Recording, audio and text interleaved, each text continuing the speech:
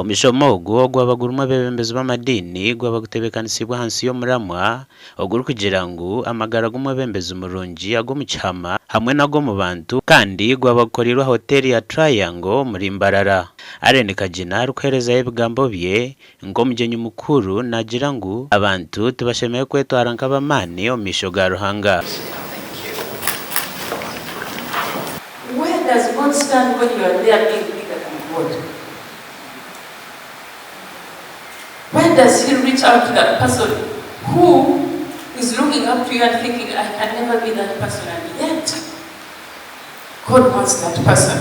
Yagira ngu ensi nebasa kubiho tekateke ngori w'amaani kandi nabwa nyuma yahika ekwehakane. The world can build your public life and you think you are very powerful.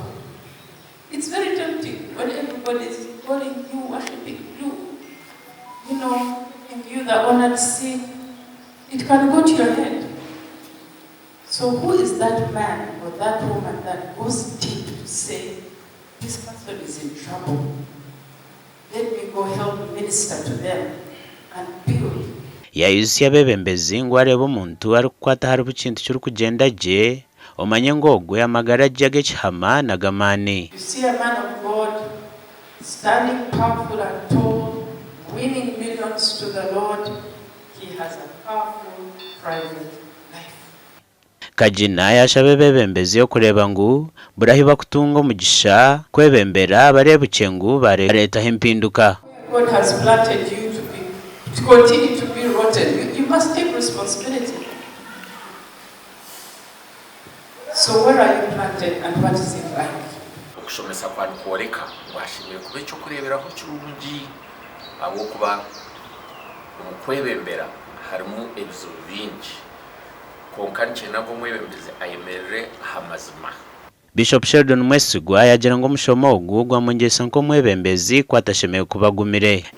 Thank you for your commitment.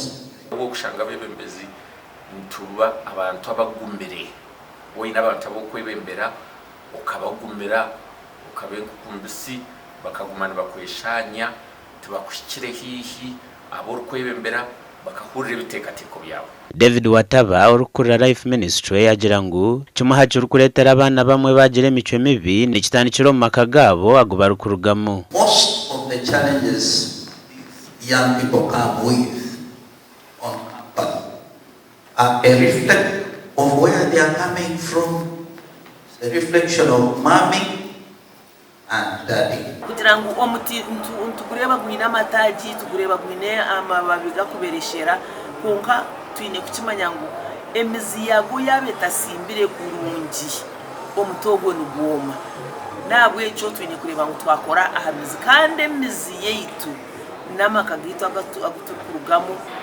Nakunda ngu orukushwera watunga omukazi oine kusharamu ukamanya oti naheza tindirona ndijo omushaija kandi tindirona ndijo omukazi.